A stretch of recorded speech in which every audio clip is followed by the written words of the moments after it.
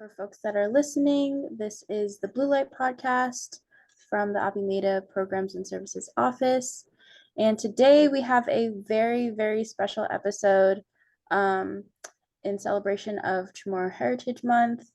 Today we have three very special guests. I'll just quickly give y'all some time to introduce yourself, name, pronouns, what y'all what your current role is, and what brings you joy.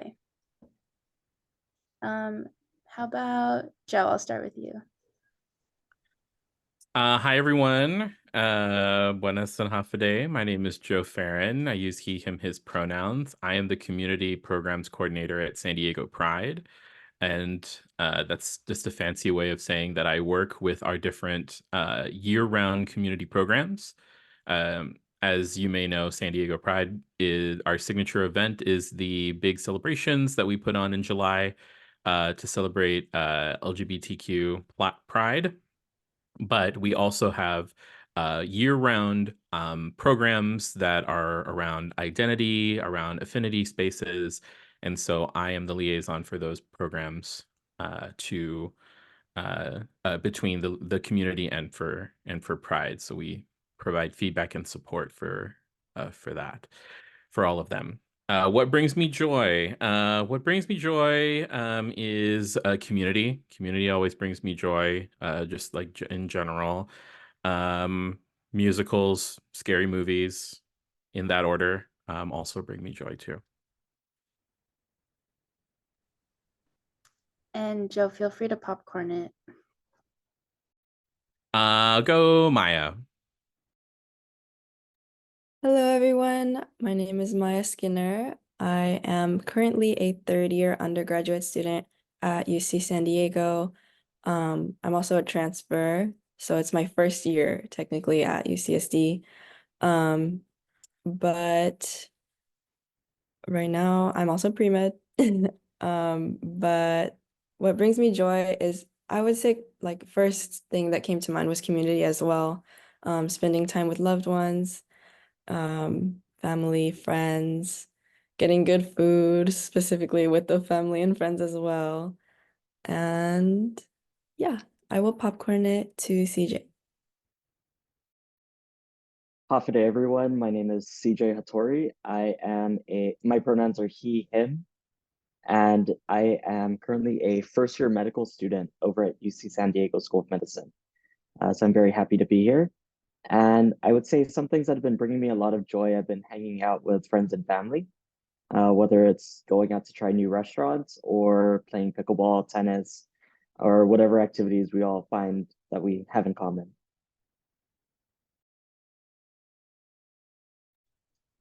Thanks, y'all. And really quick, my name is Mira Gupta. I use she and they series pronouns, and I'm one of the community assistants for the APIMEDA Programs and Services office, specializing in educational programming.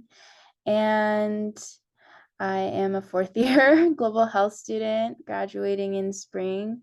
And what brought me joy today was the weather. We've been having some really good weather recently here in San Diego, and I'm really excited for more sun, to be in nature. And yeah, all right, with that, I will start us off with our first question. How has your CHamoru identity impacted and shaped your experience in your current role? And anyone can start, and we can go from there. I can go ahead and start, since I guess I intro last between the three of us. I would say that the CHamoru culture being very like collective in mindset really helps me, I think, thrive as a medical student. A lot of our roles as physicians will be to help treat and work as a team with other people around us. That I think having that mindset of knowing how to work with others and to have the interests of others in mind has really helped me thrive as a medical student, especially with UCSD. It's a very collaborative environment between me and my classmates. So I think it's really nice being able to kind of have some form of like collectivist, collect, um, I guess try to keep that mindset and practice with me, even after I left Guam.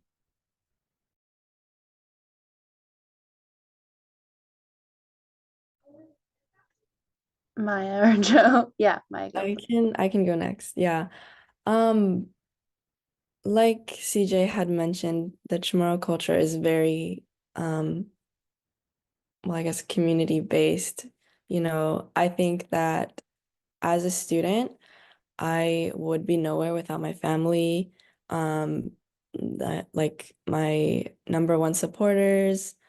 Um, it's it's very unique. I think that um this culture is very close with even extended family members. A lot of people don't really have that. And I think that it's very heartwarming to know that like no matter what, I always have someone in my back corner that's gonna support me, that is going to call when I or pick up when I call. Um, yeah, things like that. Because, you know, going about life is really hard. And I mean, I'm a student right now, but I know that it's only gonna get harder. But I do always know that like my family got me. Also, I forgot to mention, but I go by she, her pronouns. Can I ask how long both of you have been living in the mainland? So I moved after I graduated from high school back in 2015. So I was up in Portland, Oregon for about a year.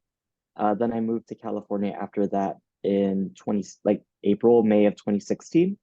And I've pretty much been in California, bouncing up and down the coast, whether in the Bay Area or here in San Diego since then. I was born in the mainland, but I am a third generation US citizen. So my grandpa grew up in Guam, moved to the States when he was, I think, 14 or 15.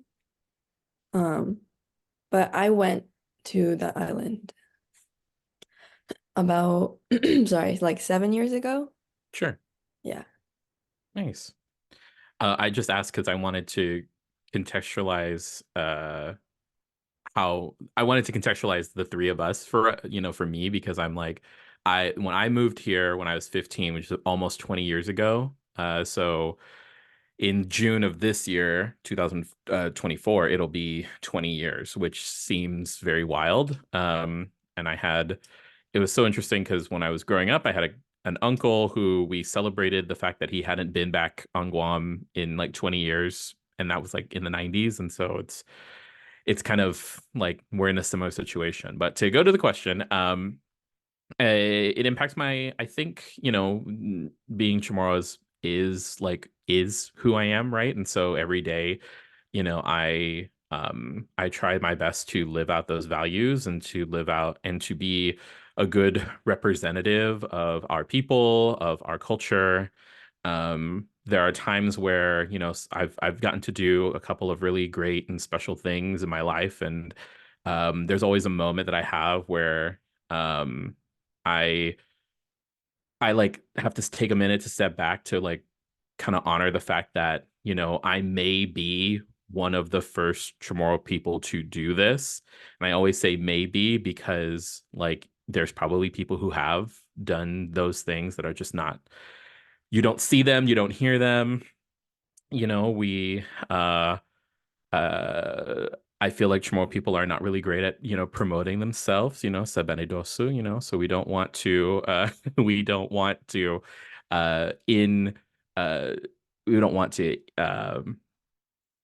I really hope you're going to cut all this out. We don't want to uh be too boastful, right? Of who we are, but I think we also need to do that because our culture is very special, and especially specifically with the work that I do at Pride, which is about responding to the needs of community and building a place for community. As CJ and Maya have both mentioned, like that's a huge part of our values, a huge part of like Chamorro culture as well. Even and specifically like taking that community being, which is like primarily the family unit, and then expanding that out into like for me into like the local LGBT community. Thank y'all so much for sharing. Kind of along the same lines, like, how's your identity been a source of strength or empowerment throughout your career, whether that be in school and work? Um, yeah, or what parts of your identity or what parts of Chamorro culture do you pull on for strength and empowerment?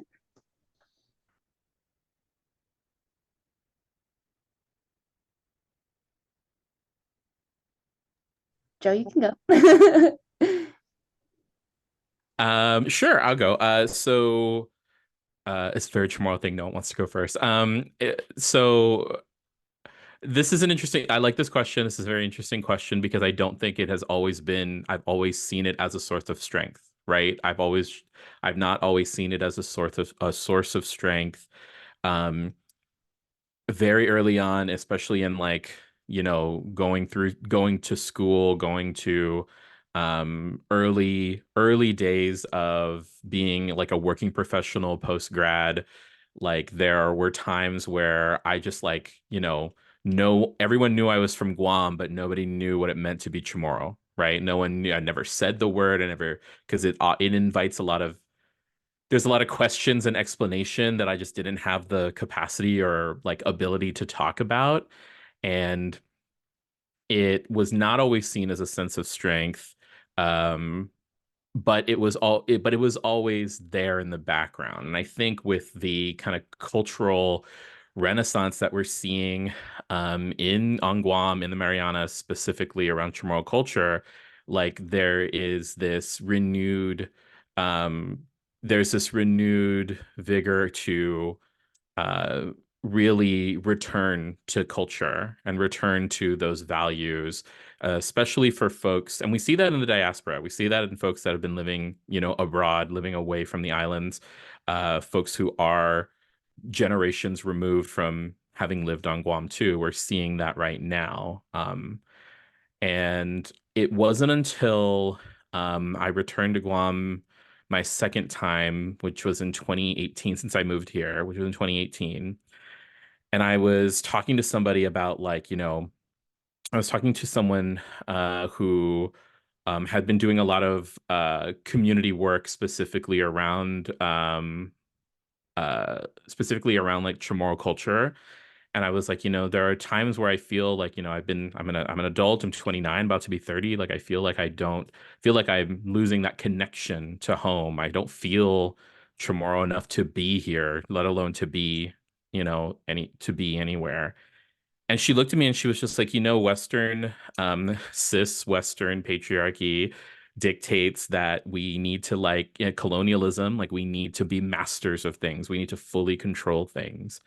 And for me, like she was like, whereas us, it's just like, whatever you're able to give, however Chamorro you are, and whatever way you are able and willing to share your culture, that's enough. Like she was giving me this complete stranger who I like just met that evening was giving me this huge gift of just like allowing me permission to be enough. And so from that, since then I have brought that into my work and found ways to be more vocal about my experiences, and that has given me a lot of strength in because like the clearer you are in your own identity, right, the you're able, like I work with and for community, so like the clearer I am about who I am, I'm able to like help people discover those things about community.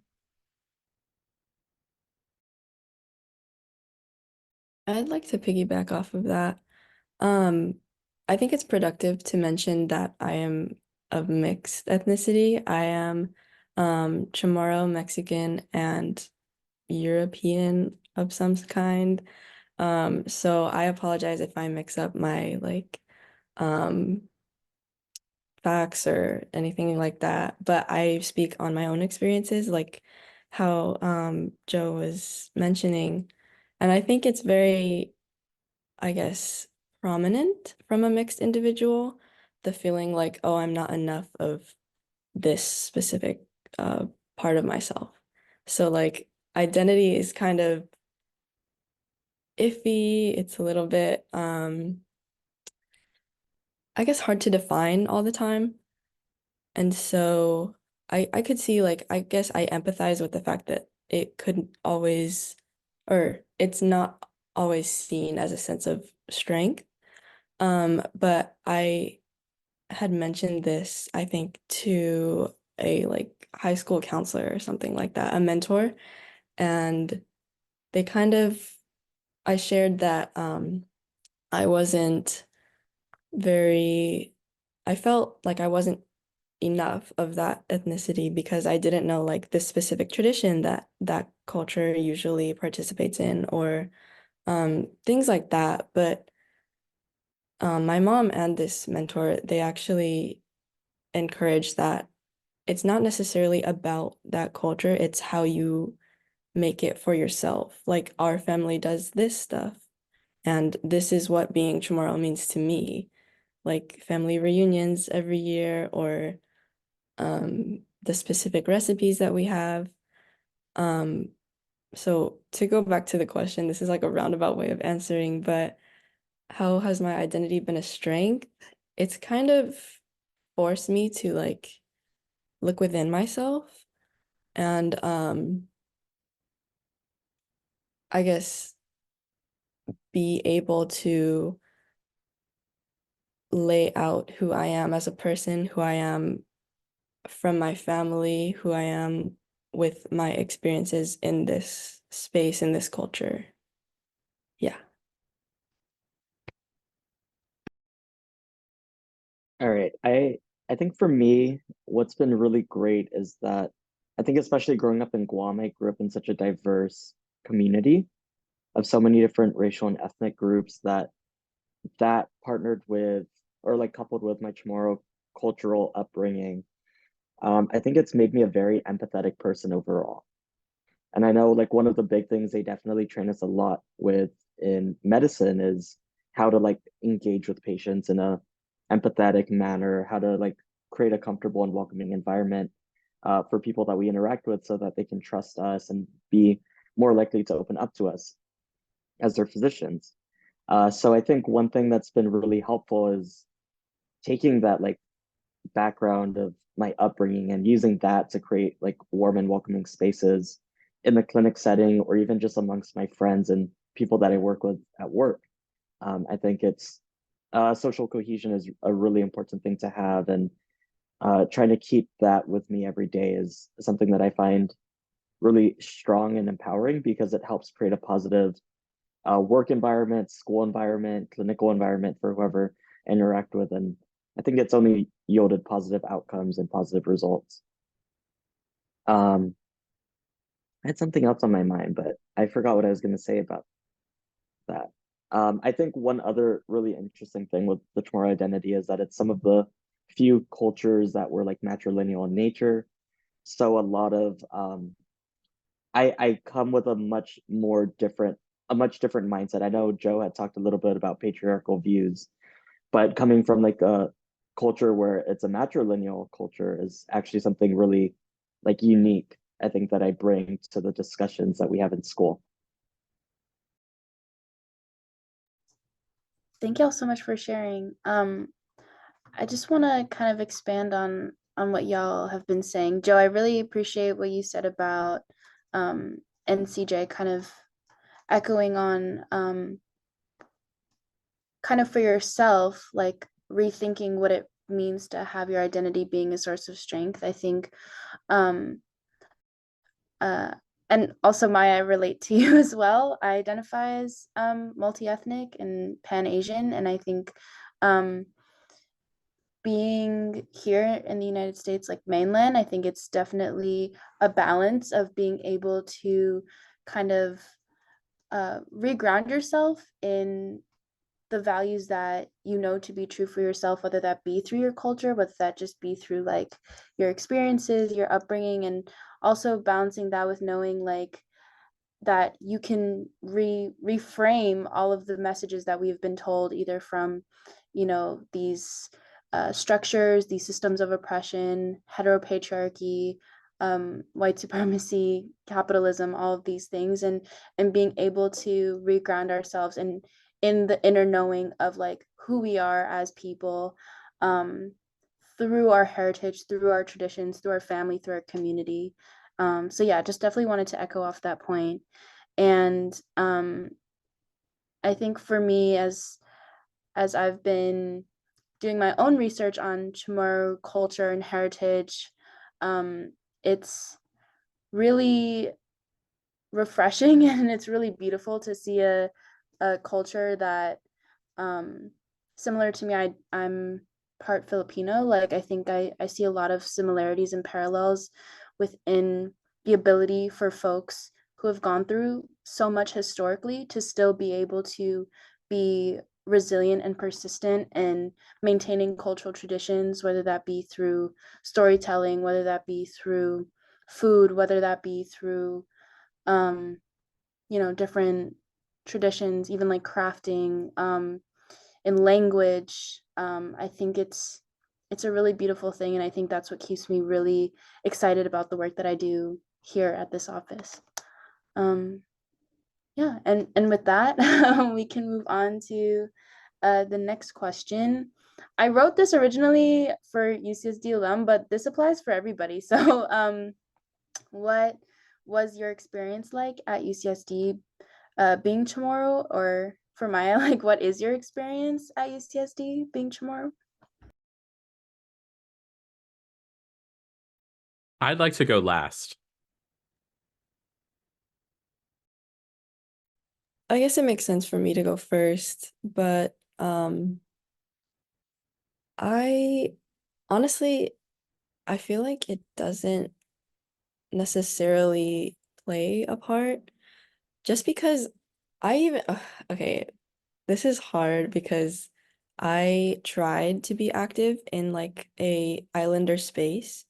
Um, However, I feel like that specific org that I had went to was kind of not very, I guess, known. So it was really hard to get Islander students into these spaces because it's kind of unknown. And I know that it's not because there's like a lack of Islander students on campus, because I have like one of my cousins goes to UCSD too, from my Chamorro side.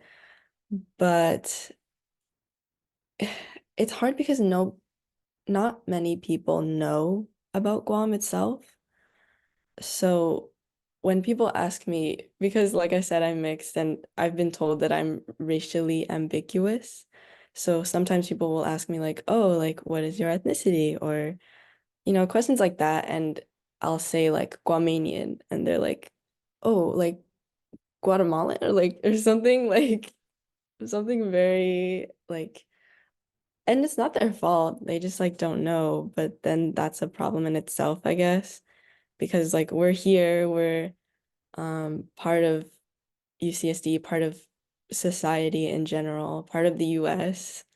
Um, but yeah, I guess I don't really acknowledge any way that has been part of my experience.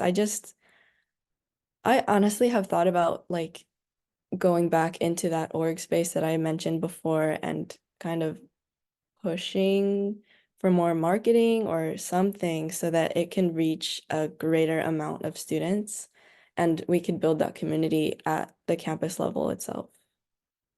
But yeah, that's my experience. All right. Yeah, I guess it makes sense for us to go in this order because Maya's a current student. I graduated back in 2019. Um, I think starting out, I'll start a little bit before my time at UCSD, whereas after I moved out of Guam, was going to college stateside for a bit. I remember always getting the comments of like, oh, where are you from? Then, oh, your English is really good. And then it's like, yeah, it's coming to the realization and understanding like, yeah, not a lot of people know about Guam or like its history. So it was kind of like me taking on this role of being an educator for other people. which I didn't mind just because I never saw it as like I never saw it as like a malicious like level of ignorance from some people. But then at U transitioning into being at UCSD, it was like a really huge shift because the school's so big. I mean, I think when I was there was probably 30 to 35,000 people. Guam's total population is like 170, 180,000. And I think now, so practically UCSD's total population is easily a quarter of Guam's. So it was easy to feel very lost in all of UCSD. But I think what was really nice, and this was something that I didn't find out until like I think getting into like my first or second quarter after I transferred in to UCSD, was like I actually knew people from Guam at UCSD, which was really nice. I met a Chamorro Lene who had grown up stateside. I met a couple others, Haani and Don, who both graduated the same year for me as in high school in Guam, but they went straight in. I didn't know they were at UCSD. So it was really nice seeing some of those familiar faces. The year after, the year below me, there's another person, Hannah, who also came from Guam, and we had a lot of like close family ties as well. So I think my experience from when I was at UCSD might be very different from now, just because it happened to work out that there are a lot of these overlapping circles of people that I knew at UCSD. But I'd say it was definitely easy to feel lost in terms of like in terms of my identity. But it was definitely very helpful that I met several other Pacific Islander folks that we were all really close and hanging out with each other a lot. One of them is currently a third year at medical school here at UCSD, and one, I think he's about to start law school at UCLA later this fall. So it's just really nice that I met a huge network of people that are of different Pacific Islander origins, and just like going through the whole university experience together.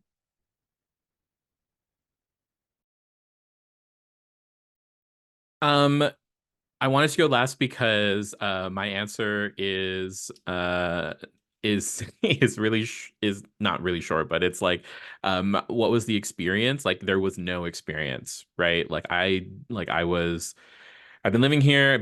Let's see, I entered college. I entered UCSD as a transfer student in 2009, fall 2009. And that was not at the top of, like, even for me personally, that part of my identity was not something that I was trying to explore in college. I was looking for I was looking to develop my queer identity more. So I was looking for queer people, looking for that community. And even then, like I didn't feel comfortable seeking that out, uh, seeking that out too. And so it's like, my UCSD experience was 2 years, felt really brief, but it was more about the work than it was about trying to find myself in terms of my, multiple identities, which is, looking back on it, I try not to have regrets about it, but it's definitely one of those things where it's like I really wish that I had found more people that I was able to connect with, not just on a queer level, but also on a Chamorro level, Pacific Islander level. I never was a part of or even sought out like any API spaces, just because my experience, and even to this day, being, many years removed from being a UCSD undergrad, it's like, API spaces, like a lot of times are shorthands for, specifically Asian, specifically East Asian, Southeast Asian. And so like I'm always looking for like intentionally created spaces. um but yeah, it was not really like, I didn't really have an experience. Like I couldn't, it's difficult for me to answer the question without like getting into all of all of the things about what my, like who I was at the time, which was that like I wasn't trying to, like I was pretty comfortable with who I was, because like I was still, like I wasn't as many years removed from living on the island. I still had a lot of cultural roots and values, but I was trying to reconcile that with like my queerness and my, like, and in many ways like still kind of am, but like reconcile that with my queerness. And that's what college is for, right? Like that's you get introduced to new ideas. CJ talked about like Guam being a diversity of spaces, like a diversity of people and cultures. That is very true. But Guam is also, when you're Chamorro and you live on Guam, you're also part of the racial majority, and everything is set up for you in the same way that like things are set up for racial majorities here in the mainland, right? And so there is a diversity there that yet we're enriched by, but we're also still dealing with that a little bit too. Before we move on to the next question, I actually wanted to add in this like one concept that's oftentimes used in like the medical and like academic medicine spaces, called the minority tax, where it's essentially this extra burden placed on underrepresented medical students, underrepresented faculty, where they're now having to spend extra time in their schedules advocating for their communities, trying to create awareness. That I think that was one thing I think I definitely felt at UCSC, not necessarily with the Chamorro identity, but I think with the Pacific Islander identity. And I really did appreciate like the APIMEDA program or APIMEDA program at the time. Now it's a resource center, that I really did appreciate all of the efforts that like Wendy and everyone did. Joe was a huge part of it as well. That I really did appreciate all of that. And that was as a staff member too, because I after graduating in 2011, I returned to UCSD as a staff member, and then it wasn't until then that I like was able to. I actually started getting more involved not only with the staff community, but with like the being advisors for undergraduate orgs, and that was a way for me to kind of recapture and like claim an experience that I didn't get as an undergrad.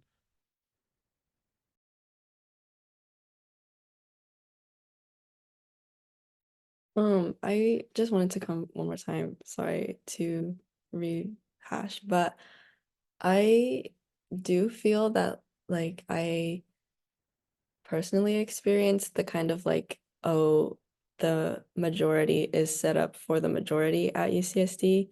Um, that came to mind just because, as I said, I am a transfer student. So this year I was really looking for spaces that I could find community, um, make new connections, find, um, I guess, people that I would want to spend more time with.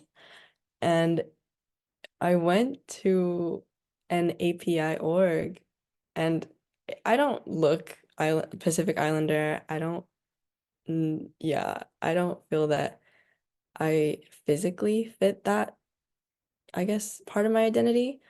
Um, but I had went up to somebody like tabling for this org, and it felt like I don't even know how to describe it, but it felt like I was being kind of pushed off.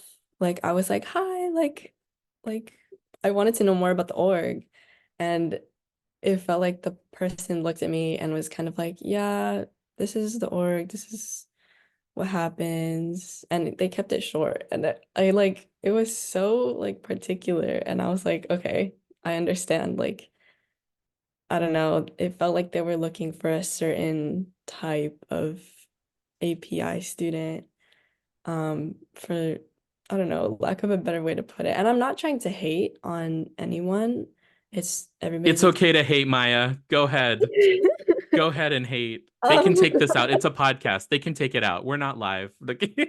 yeah. You're right. I don't know. It just made me feel so like I said, being a mixed student, it's hard to identify like those parts of myself and like that experience. I was like, oh, okay. Yeah. Oh, Maya, thank you for sharing that. Because, like, I mean, Yeah. being mixed, I don't, I will never know what that experience is like. But like the idea that people, especially in API spaces, right? Because like specifically the term, right? API, AAPI, APIMEDA, right? These are not community terms, they're coalition terms. These are not terms that describe community, they describe coalitions, intentional spaces for people to connect and then like leverage that power together. But everyone has their own, even within Asian American, Asian, even with the Pacific Islander, communities like this, it's all different. And like, you know, people do their best, like CJ mentioned, like they do their best in trying to empathize with us. The one I get often is like people try to ascribe a immigrant narrative onto me and my experience, which is not true because like when you like politically and historically, like we like Chamorro people are not, especially Chamorro people on Guam, they are not immigrants, right? Like we were colonized by Spain for 300 years, and then, you know, by the United States, we have American citizenship by virtue of imperialism and colonialism. And I started saying that like very matter of factly to people. It's like, oh, when did you immigrate here? I'm like, well, actually, I didn't immigrate here. I moved here the same way that somebody from Massachusetts can move to California. You know, I'm an American citizen by birth because of imperialism and colonial. And that's literally what I say to them. And then the look on their faces is like, oh, okay, I'm sorry. I'm like, no, you don't be sorry. Just know that like you can't really, your perception of something is not what it is, right? So like I feel for you, Maya, and I'm glad that you like it's okay. I think I want to just tell you like it's totally okay that you felt that way because like even for them, they're still trying to figure out what that means, right? And if they've only ever seen API spaces as places where mostly East Asian, Southeast Asian people are and what they look like, even like mixed people who present that way, right? Then that's more of that's a sadness on them because they're going to have to learn to open their minds a lot more. And they lost a great person in that, you know, you could have been the next person to really help out the org, and because of that bias there, they didn't get that. So that's a loss for them. Thank you for saying that.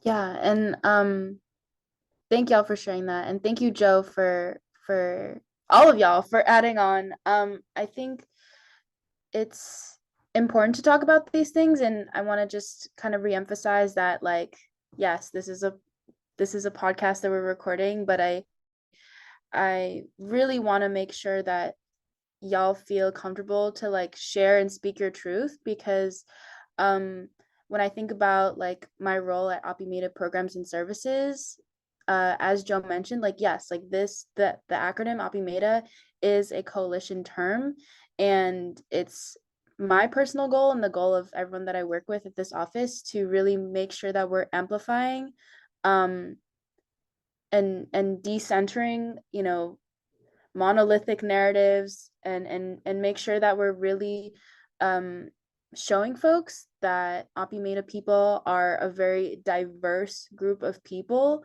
ethnically, you know, even racially. I think that it's especially important today that we're hosting this podcast because I think when we think about, you know, going throughout the year, especially as we're getting closer to API Heritage Month, that it's really important to make sure that we're not just talking about Asian American identities, but we're making sure that people know Pacific Islander identities, who Pacific Islander folks are, and it's not just about like representation and like getting a seat at the table, like, you know, um I was gonna curse, but I was like, let me but honestly, like fuck that, you know, like I think um the work of coalition is to work towards not just, you know, peace and democracy, but it's about like collective liberation and being able to, you know, Maya, when you were talking about your experience, I really resonated with that, and I think I'm seeing a lot more now, um, student orgs like the Mixed Student Union that are having conversations about exactly your experience and talking about what it means to have a mixed identity and to be navigating different spaces and even within our own ethnic identities, within our own cultures, experiencing some forms of, you know, feeling ostracized. But going back to, you know, what we talked about at the beginning, centering community and knowing that we can find it, and if we can't find it, we'll make it ourselves. And I think that's also reminding me a lot about the resilience and the beauty of Chamorro culture and Chamorro people. And yeah, once again, I appreciate y'all for sharing. And I appreciate y'all for talking about these things specifically, because that's actually leading me to my next question. I'm going to skip down. How can we reimagine programs and services to better serve the Pacific Islander community, especially Chamorro identifying students? And we can go beyond just programs and services. We can talk about UCSD. We can talk about, going beyond. Joe, feel free to speak on, whatever. Sure. Yeah. Yeah. I think that the first thing is that people need to find the courage to self-identify. I think that's one thing. I think that they need to find the courage to self-identify in whatever way is like appropriate and correct for them, right? Especially when you're dealing with like if not dealing, but especially when is a large population in the diaspora that are from mixed heritage backgrounds, and maybe as they were like, for me, like my mom is half Filipino. I'm technically a quarter Filipino, but that's not a culture that like she was not really raised in that culture. None of her brothers and sisters really were. And so it's not something like I don't claim it because that's not my experience, right? And so but like people need to first be courageous enough to self-identify, um and also be like, courageous enough to be able to like learn and be teachable, and to not to know that like someone with more knowledge is not threatening, right? Like it doesn't threaten their identity to be with other people who may be more knowledgeable in the language, in culture, in customs, in what have you. So that's the first thing I would say as far as like, how can we reimagine things? It's like, well, I think first it starts with the people, like the people who go there. And then when you're thinking about that, creating a space where that is welcome, right? Like, if we're going to, like for me right now, what I'm trying to do, like as my, like kind of personal project is to build my own little community of like queer Chamorro people in San Diego, right? Like I'm doing like intentional outreach to like, hey, do you want to go to this thing like together and feel safe because there's another queer Chamorro person here? And you're not just kind of like, because that's the other thing too, that when you're I'm at the intersection of like, queerness and Chamorro identity. And so for me, I still harbor a lot of that internalized feeling about like I won't be welcome at like Chamorro events. Like on the 23rd of March, there's going to be the Chamorro cultural celebration in Oceanside. And like I'm gonna go this year for the first time ever. And it's because I'm at a place where I feel comfortable enough in who I am to show up fully authentically a queer person, fully authentically a Chamorro person, and trying to also engage queer people that I know and tell them that like our queer identity is great, and our Chamorro identity is also great, and there's a way that we can have both. And it is like, it is incumbent on us to be those people in those spaces to represent for other people too, because it's like we're not just the only ones. It's all over the place. I hope that answered the question. Absolutely. Yeah. Maya, CJ. I think for me, one thing that would definitely be a way we could reimagine programs and services is, I think, just coming to when we're creating events or creating spaces, is that we're educated and intentional with what we're doing. If you want to host a Pacific Islander event where you're talking about if you want to host a Pacific Islander event and call it that, but then all you're doing is talking about Hawaii, I would just rebrand that as a Hawaiian cultural event. So That part. so be educated with whatever event is happening. remember that like not every Pacific Islander group is the same. There's so much diversity beyond what's just the big three, like Polynesian, Micronesian, Melanesian labels. There's so much culture and history, and that we need to think about how within each of those like three identities, there's still so many other identities within them. I remember attending a presentation, I think in undergrad, if not attending it, I think I was asked to help provide feedback on it when they were talking about the big groups of Polynesia, Micronesia, Melanesia. When it came to Micronesia, all they were talking about was they found the Wikipedia page for Micronesia, but it was for the Federated States of Micronesia, which is a group of islands within the Micronesian islands. So it's just like, I think making sure you're well educated when you're making these slides or hosting these events is something that's probably the most important thing that may not just apply specifically for Chamorros, but I think across all different Pacific Islander groups, because I remember at one point in time we had a couple Fijians at UCSD. We want to make sure that everybody's acknowledged, or like that they are welcome and part of what we're calling like Pacific Islander events.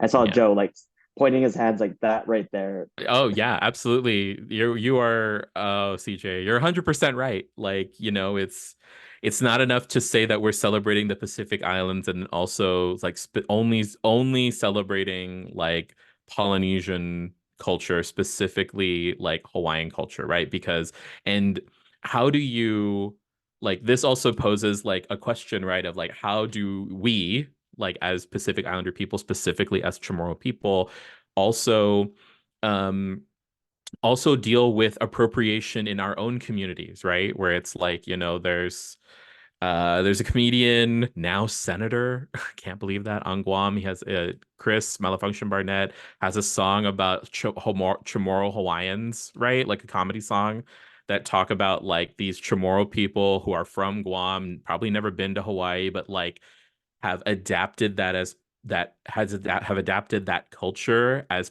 theirs and have claimed it in a way that if they were white is problematic, right? And so have appropriated. And so how do we also in ourselves like regulate, I don't want to say police, but like regulate or be mindful ourselves of the ways in which we also participate in that similar appropriation, and because out of convenience sometimes, right? Because it's just easier for us to kind of fly under the radar. I had a coworker recently who just like, I kept saying I was from Guam, but like kept bringing up the fact that they like lived in Hawaii and Polynesian people. And I'm like, yeah, I mean, I'm very kind of familiar with Polynesian people, but I'm not Polynesian. Um, and then by the same token, and CJ mentioned this too, like, when you're speaking specifically about Micronesia, right? Like, how do you also remind Chamorro people, specifically Chamorro people who are living and have been living on Guam, that they are also Micronesian? Because again, with FSM, with the Federated States of Micronesia, there is a lot of racism there. There is a lot of racism and colorism there that like Chamorro people do participate in. I know when I was younger, I grew up in that. That's something you had to unlearn, and it's all rooted in like anti-black racism. It's all rooted in these things. And so like when you're this is unfortunately these are all the bigger issues that are in the background of when you're trying to create these spaces. But I saw CJ shaking his head. I was like, yep, too. It's like you're reminding like also Chamorro people that like they are Micronesian. And which saying that out loud, and especially like when I was on Guam last year in July, like saying that out loud among family, I got a lot of looks because I was like, well, yeah, guys, like we technically are in Micronesia, right? We can't like, I mean, unless we want to do this big campaign to put us somewhere else, we are in Micronesia. So just we need to honor and respect that as well.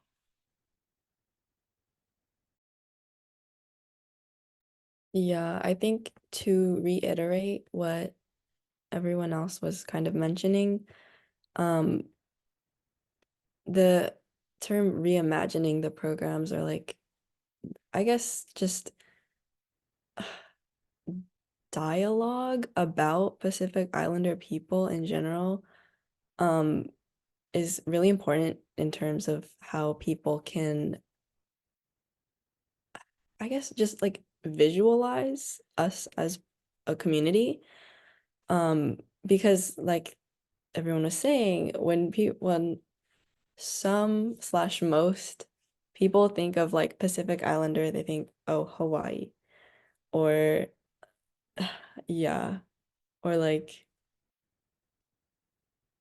I don't know, like the Girl Scout cookie being named Samoa, or like yeah. I know that that was like a controversial thing recently because the name got changed. Um, but I do think that representation in cultures of all Pacific Islands and um is honestly just awareness, because people are having their own implicit biases. Kind of how Joe was mentioning. I just think that with knowledge comes empathy, comes um acceptance. So I just think that it would be very productive to, I don't know, just like make Pacific Islander people be known in these greater spaces where, in my experience, they are not known at all. Yeah. I wholeheartedly agree. I literally typed in the chat because I was like, this, I feel this so hard. I need to write this down. I think, yeah, all three of you touched upon this idea of intentionality and being purposeful, not just in our spaces, right? So like CJ mentioned, if there's an event that is for Pacific Islanders, have it actually reflect the broad diversity of Pacific Islander people, or be very purposeful. If you want to highlight one specific identity, one specific culture, do that, instead of trying to kind of put it under this umbrella. And I see this a lot happening, especially within AAPI spaces, using the term AAPI if you're just talking about an Asian American experience or a specific East Asian experience. I see that happening a lot with like different cultural celebrations like Lunar New Year. Don't even get me started.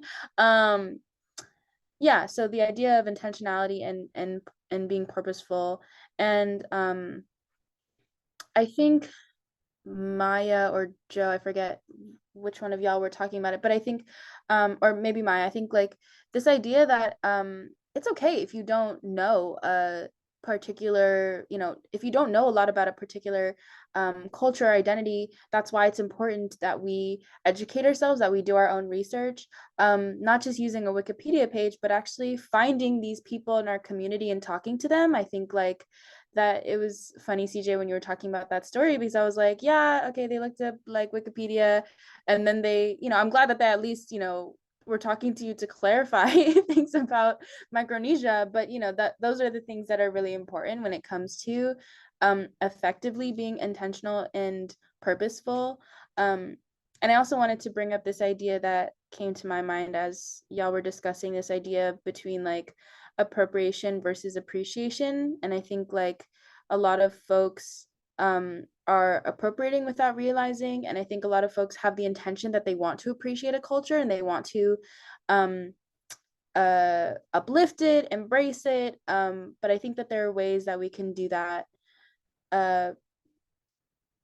better in a way that's more conducive to building coalition rather than just kind of like guessing and trying our best. I think if we channel that intentional purposeful energy, I think that appreciation can then become coalition building, which is the goal. Yeah, CJ, you wanted to add on? Oh yeah, you had earlier mentioned about using the use of like the API label, where having intention of including PIs in the space when you're using that label is really important. It just made me think back to like 2020, 2021, when a lot of COVID-19 work was being done within the Pacific Islander communities here in San Diego. And then it also came with the topic of Stop Asian Hate. And a lot of places were using like Stop AAPI hate in general. And a lot of the circles that I was in, we were really trying to avoid using the AAPI label for that because Pacific Islanders weren't receiving the hate crimes that the Asian American community was. So in a way, it does work both ways too. We didn't want to be part of that label because we don't want to be diluting the experiences of the Asian American community that we're suffering with all of the Asian American hate. So I think that was just like one thing that like popped back into my mind when you're talking about use of the API label. Thanks so much for bringing that up, CJ, because that's oftentimes, right, like when those, because there have been instances since then, right, all kind of brought to a head with the calls for racial justice reckoning in June, as well as, the um, Asian and specifically Asian American people to receiving hate because of COVID-19 and all of that. But it's important because, like, we're not, like you said, we are trying to not center ourselves in a struggle that is like very specifically because of racism geared toward that community. And we can stand in solidarity with them in many ways, but we also like want to make sure that we're focusing on the fact that it's like Asian people, right? Because of racism, because of just how they look, language, all of those things. And unfortunately, unfortunately slash fortunately, we don't receive that we don't receive that racism as overtly as those people do. And then also, I just want to plug CJ. CJ did a lot of work during COVID-19, specifically outreach to Pacific Islander people, especially when the trials were happening for vaccinations. Like, it was very important to kind of, again, we've seen a lot, and I'm sure you both, both Maya, CJ know this, that like, a lot of medical decisions are like, the academy is always about like white bodies and white race and racism and all of those things. And so CJ worked a lot with trying to get Pacific Islander, specifically people, to sign up for those trials for the vaccines and medications, so that way we can make sure that our bodies are also a part of that, are taken into account when we finally have those therapeutics. So just wanted to name that, CJ, because you need to, don't work quietly, work out loud. Definitely. I second Joe on that. I think, especially in spaces like these, I hope that we can continue to provide programming, provide more educational resources so that folks know who y'all are, who know who the CHamoru people are, and can continue to uplift and empower folks. We're kind of getting towards our closing now. I wanted to end on this last question. What do you want future CHamoru identifying students at UCSD to know? Some words of wisdom, advice, words of encouragement to close us off. I think just having ties to Guam opens you up to like a really unique, what's the word? Unique group of connections, especially in San Diego, or like at UCSD, or just being part of the larger San Diego community as a whole. There's so many CHamoru folks living in San Diego. There's the Sons and Daughters of Guam Club that you can really use and leverage as a great network to find people working in careers that you're interested in, or help make connections with statewide, regional, national organizations that could be your future job, or a summer program or summer experience that you want to use to help prepare yourself for things like medical school applications. So I think a lot of the times just mentioning to people that you're also from Guam is like a really nice like bonding moment, and it can really help lead to a lot of future professional connections. So definitely utilize that.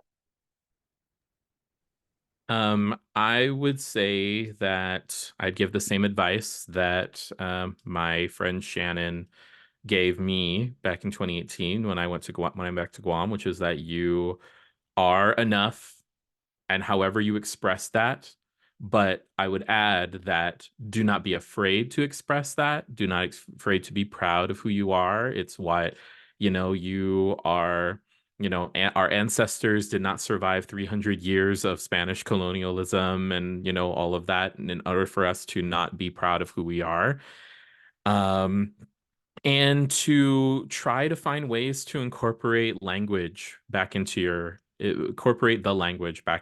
life. Growing up on Guam, I know CJ had this experience too. Growing up on Guam, they do teach Chamorro in the schools, but I wish I could have been living there the last 20 years during this cultural renaissance where it's like there are schools entirely set up to teach like young kids Chamorro as like a primary language, as a first language. And um I'm in the process, like in with my next phase of like personal development is for me to strengthen my connection to the language. So I encourage that it's never too late for anybody to do that. And to embrace that and to know that you can hold multiple identities at the same time, right? Like you can be I like to say working at Pride, like realizing in the year that I've been working at San Diego Pride that like, most of my professional career, I was looking to fit in as a queer person. And now that I work for an organization where like, it is, I am very accepted as a queer person, I can also now focus on, I feel comfortable and secure enough in my identity that I can uh try my best to show up authentically as a Chamorro person as well too. Um, yes, that too. CJ put in the chat that I was also on a game show back in 2021. And that was fun because like literally the whole village, like, my village in Guam PD, like everyone was on the chat, like talking to each other. So that was nice. But again, like that's the thing, right? Is that like you feel that it is like you're representing the island, so you need the people, so you need to be you I hesitate saying that because I don't want people to feel anxiety but like, oh my god, the ancestors rest on my shoulders. But I will say that like it is I hope that people like when they meet me, it's a positive experience they have with a Chamorro person and makes them want to visit. The other thing, visit and be respectful. I was like, you should visit but also be respectful. That's a great segue, I guess, into what I wanted to say. Because I mentioned that I didn't feel like there was a big Chamorro presence on campus or just like a Pacific Islander student presence on campus at all. At least in my experience, I am a transfer, so I acknowledge that that might not be the same as other people. Um, However, my point was going to be that it doesn't always have to be that way, and that's something that I've been personally reflecting on, like how can I like bring Chamorro presence to UCSD or um I don't know, just get more involved into these Guamanian Chamorro spaces in San Diego because we honestly have a lot, like everybody was saying. The Sons and Daughters of Guam, there's also the House of Chamorro in Balboa Park. Um, there's like a bunch of other orgs that I feel like I'm like blanking on right now, but um oh, Pacific Islander Festival in San Diego, Yeah. PIFA. Um, that's a big thing that's happening in September if listeners or I guess aren't familiar. It's like a very big celebration of Pacific Islander people. Um, and I personally love to go. My family goes or tries to go every year. And I actually met one of the vendors that was there. She was a graduate of UCSD and I had told her like, "Oh, I'm going." And she really like tried to give me like some words of advice. Like I had just met the girl, but she was like trying to give me words of advice. she also mentioned that like a lot of people don't really know what Guam is here. So, like I said, we this is up to us. Like we gotta make our presence known.